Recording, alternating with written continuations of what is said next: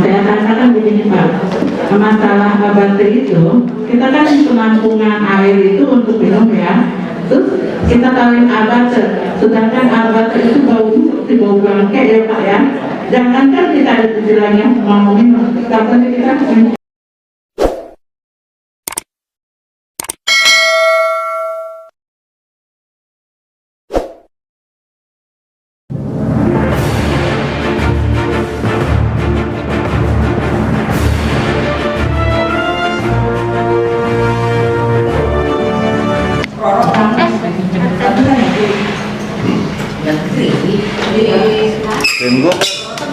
masukin sejahtera aja lagi.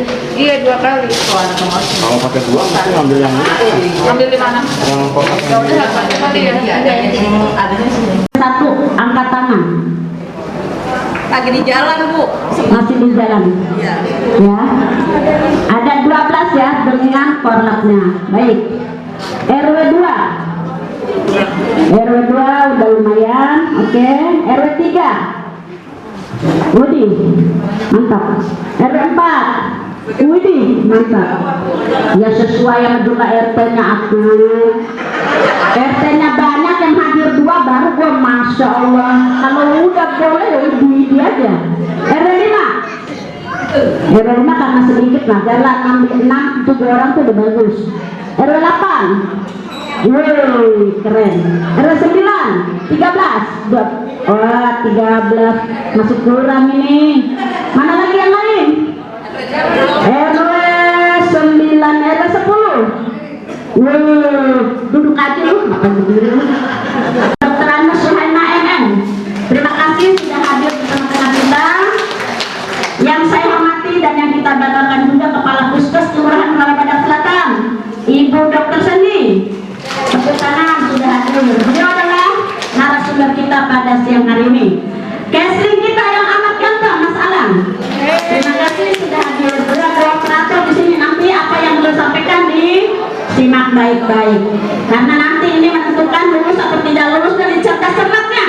Ya, harus disimak baik-baik apa yang disampaikan. Itu aja pengantar dari saya. Lebih kurangnya saya mohon maaf sedikit aja ya. Karena di sini yang paling intinya.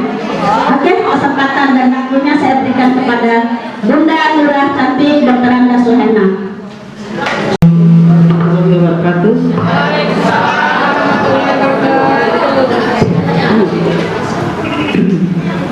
Selamat siang, salam sejahtera bagi kita semua.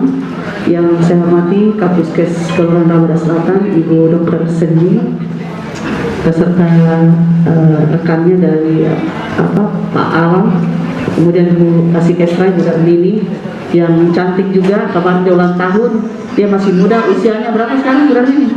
45 ya? 45.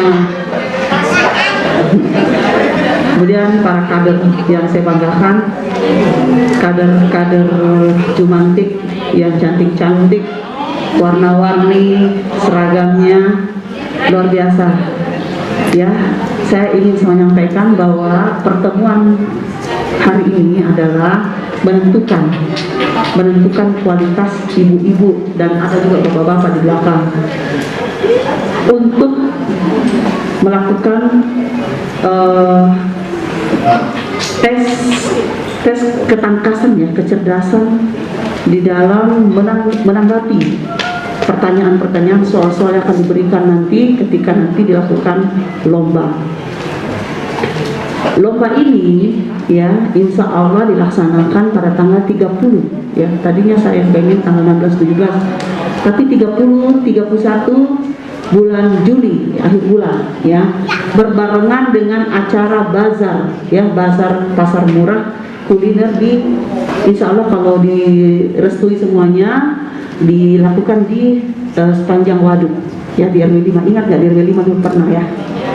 Ya, ini baru saya sampaikan sama Bu Darmini. Nah, acara ini nanti dilaksanakan di Rasela ya, pagi-pagi. Nah, saya pengen semua ibu-ibu dari RW 1 sampai RW 11 nanti itu ikut semua bergabung. Silakan saja dipilih teman-temannya yang kira-kira menguasai pengetahuan ini ya, karena PSN tidak boleh hanya terbatas hanya mengetahui saja megang senter, kemudian masuk ke rumah-rumah orang, lalu keluar dengan menulis itu saja, tapi tidak tahu bagaimana perkembangan yang ini, bagaimana menyerang manusia, kemudian berapa hari berdiam di tubuh kita, kemudian mengalami temperatur berapa, kemudian dia bisa membunuh orang dalam waktu yang cepat, kemudian sejarahnya bagaimana, siapa yang menemukan penyakit ini di negara mana, ya kan, pasti kan ada ceritanya nih, ya. Dan itu silahkan ibu bapak baca di Google, bisa, ya, Google juga ada, di YouTube juga ada, dipelajari semua, jangan sampai ada yang ketinggalan, ya, karena apa yang kita baca dengan ibu baca di YouTube dan segala macam dan disampaikan nanti sama ibu dokter Sandy itu pasti sama. Ya, saya tidak mau karena itu nanti akan diliput oleh RBS TV. Jangan sampai ada kader ditanya sama sekali nggak bisa jawab, ya, nanti ketahuan kualitas kader kita di mata masyarakat karena ditonton oleh seluruh Indonesia dan luar negeri juga nonton. Ya, nanti ada beberapa cara mengetes kita. Pertama ada nanya pertanyaan Bu Dokter, mungkin ada pertanyaan 10 misalnya, atau 20 pertanyaannya itu benar salah, ya, ibu menjawab aja benar apa salah, ya. Kemudian di pertanyaan yang kedua adalah ibu silakan memilih jawabannya A, B, C, ya, A, B, C, D boleh. Ibu ditanya kasih soal, kemudian ibu jawab A, B, atau C atau D. Kemudian pertanyaan ketiga bentuknya nanti ibu rebutan, ya, silakan bermain rebutan. Kalau ada yang merasa langsung tahu jawabannya silakan. Nanti kita buatkan bel. Saya akan buat bel yang nanti kalau ke ini langsung kita berikan pertanyaan, dilempar pertanyaan, kemudian berebut. Siapa yang duluan mencet bel itu yang duluan diberi kesempatan. Ibu-ibu, kurang semangat Bu, kurang semangat. Ya kurang semangat ya Bora ya. Kalau saya bilang apa kabar? Jawabnya gimana Bu? Baik. Ya, masa baik? Kalau sakit dari sini. Nah, gimana Bu? Contohin Bu. Apa kabar?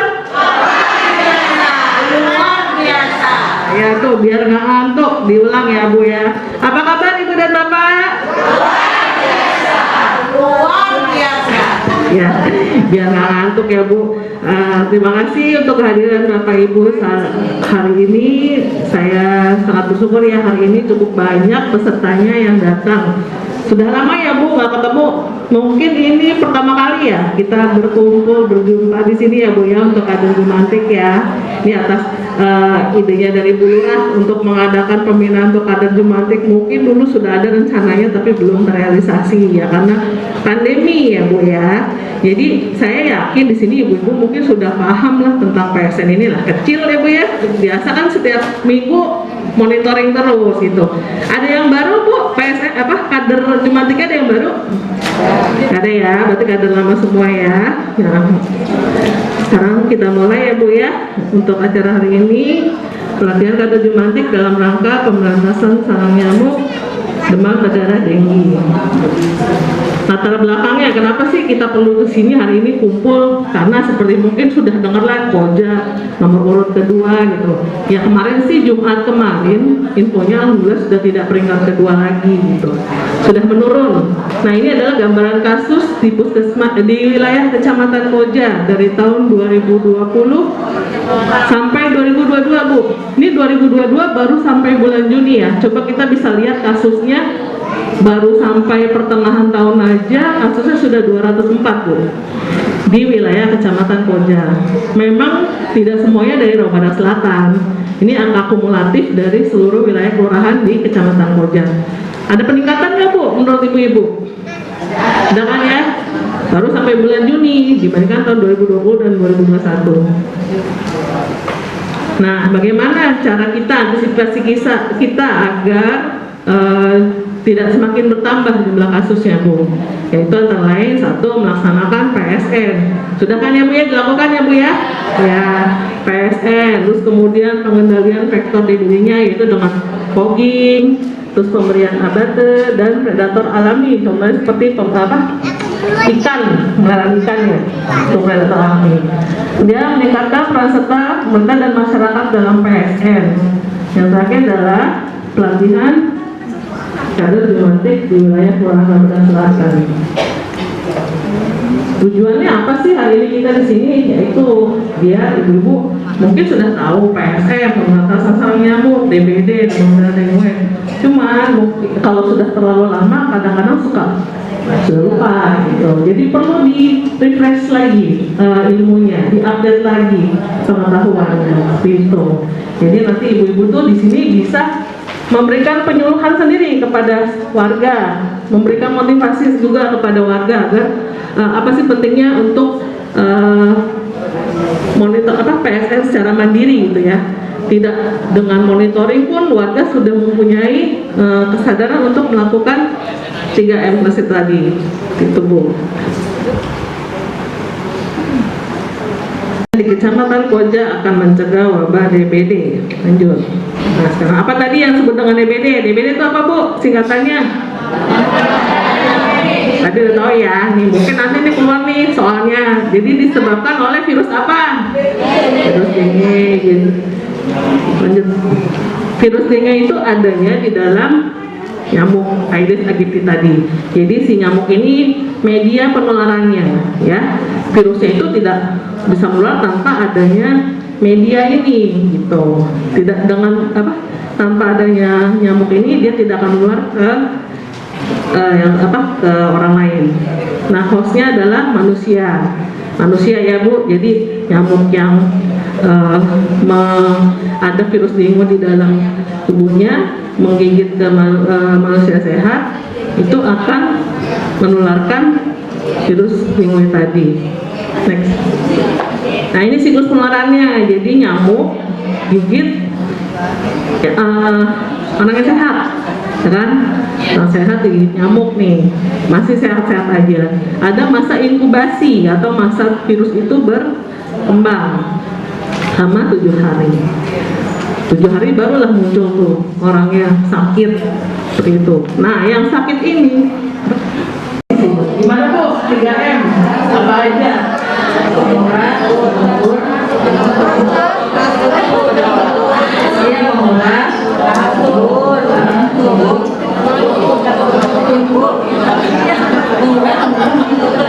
Plusnya apa plusnya? Plusnya M plus.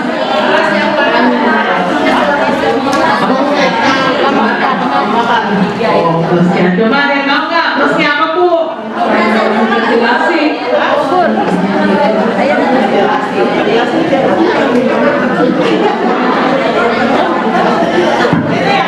Tinggi nih, RW berapa nih? RW 9.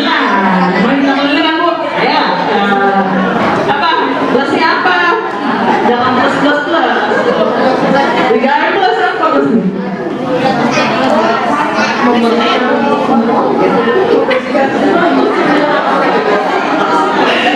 Ya, jadi ya ada untungnya juga kan kita kumpul di sini kan 3M plus, 3M-nya tahu tapi plusnya itu masih ada juga yang belum tahu ya. Nih plusnya itu dengan kemudian pasti dengan ikanalisasi yaitu tadi pelihara ikan di kolam, terus pakai lampu, obat nyamuk semprot gitu, kemudian pasang tawar kasar ya dibilang sama di pakaian yang bekas pakai, jangan digantung.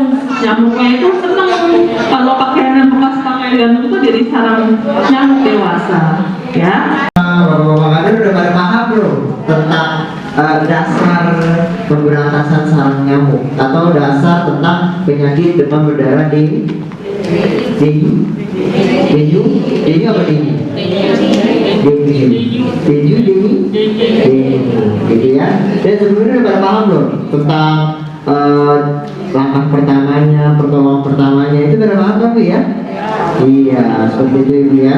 Jadi kita mengetahui bagaimana deskripsi tentang siklus penyakit demam berdarah dengue, yang ibaratnya benar kata dokter, karena penyakit ini suka dianggap remeh, tetapi bisa menimbulkan kematian yang menyebabkan seperti itu.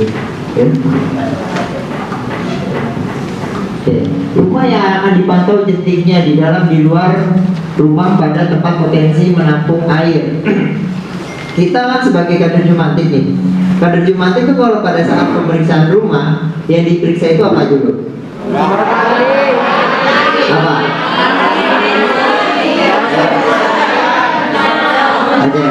Ada yang aku mau wakilin satu orang dulu ya. Oke. Kita masuk rumah nih. Ya dicek dulu pertamanya. Kita cek dulu kentong, terus bak mandi, dispenser, kulkas. Terus kalau itu kita kasih saran, ada yang cembur-cemburan yang di dalam itu kita kasih saran. Udah gitu kalau suka ada di luar rumah itu ada sampah-sampah, pot-pot itu kita kasih pengarahan. Selalu itu kan ada yang pakai air itu Mas. Itu suruh diganti.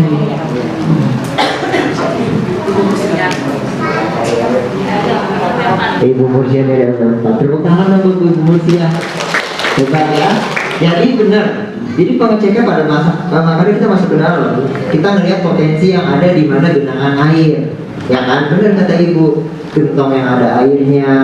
Kadang suka yang warga bikin air minum. Itu kan suka ditampung dulu airnya tuh, karena suka kebuka ada jentik nyamuknya. Itu hal yang sebenarnya kan itu kan airnya udah dimasak, kok masih ada jentik nyamuknya seperti itu. Itu kan hal yang bisa ini ya. Dan benar juga kita ngeceknya jangan di dalam rumah aja, ngeceknya di luar juga. Ya contoh seperti ini, kan kita lihat di luar. Di kondisi di luar juga bisa ada kemungkinan yang tempat-tempat menjadi genangan air. Ya contohnya tadi dibilang kata dokter, suka ada penampungan AC, air AC kan. Kita suka lalai ngecek seperti itu. Kita ngecek kamar mandi segala macam. Kita ngecek itu seminggu sekali berapa rumah Bu? 50 ya kan 50, kita pengecekan 50 mungkin dalam satu hari 50 mungkin agak berat ya, karena kan kita pengecekan kita harus fokus pengecekan apakah ada jentik atau tidak seperti itu. Ya kalau misalnya kita mengecek jentik nih, dia jentik itu suka ada di posisi mana? Ada yang bisa tahu? Ada di pinggiran Bang. Ya, tepuk tangan berlian ini. Iya benar. Nah, jentik nyamuk Aedes itu suka ada di pojok-pojokan kamar mandi. Jadi kalau kita langsung senter tengahnya itu nggak ada. Dia ngecekin di pinggir-pinggir. Kenapa suka ada di pinggir-pinggir? Ada yang tahu? Ada yang tahu? Ayo, kenapa suka ada di pinggir-pinggir? Ayo dari kubu sini. Ayo.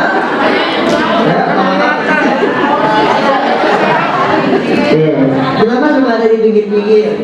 Karena kenapa? Oke, karena ada dibilang ada begini, karena kalau kena sinar dia akan menghindar. Ya, kurang tepat tapi sebenarnya. Kenapa dia suka ada di pinggir-pinggir? Penjelasannya ada di next berikutnya. Nah, kalau dia ada di pinggir-pinggir, dia suka ada di pojok. Karena kenapa? Telur nyamuknya suka ada di pojoknya.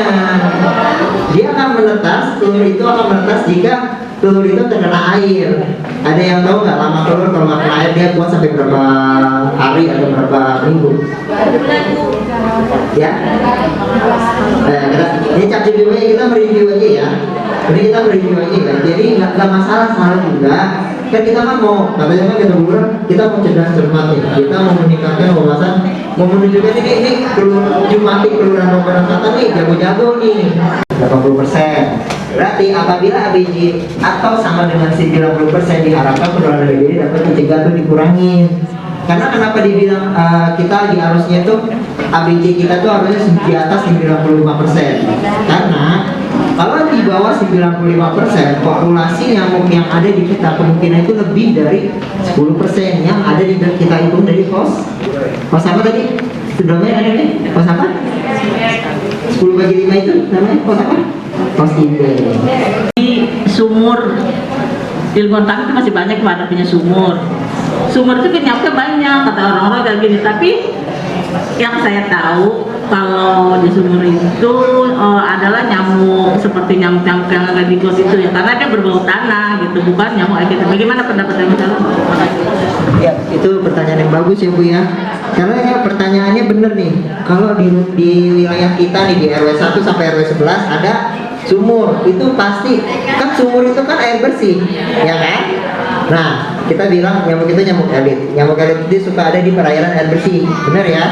Tetapi pada saat melakukan penelitian, ditelusur lebih lanjut, dia tidak akan bertelur jika air itu tersentuh oleh tanah, gitu, tanah, lumut, atau benda-benda yang sifatnya cair, seperti itu. Misalnya ada pewarna makanan, dia jatuh kecampur ke situ, atau misalnya memang ada apa sih namanya makhluk hidup lain, misalnya kayak cacing-cacing kecil, seperti itu, dia tidak akan berkembang biak bahkan baru seperti itu. Yang ada itu adalah nyamuk-nyamuk yang kita sebut namanya culex, yang suka ada di saat jam 7 malam ke atas. Ya itu, yang mengakibatkan paling cuma bentol-bentol, ya kalau paling parah demam, seperti itu. Yang saya katakan begini Pak, masalah baterai itu, kita kan penampungan air itu untuk minum ya, terus kita taruhin abater, sedangkan abater itu bau seperti bau bangke ya Pak ya.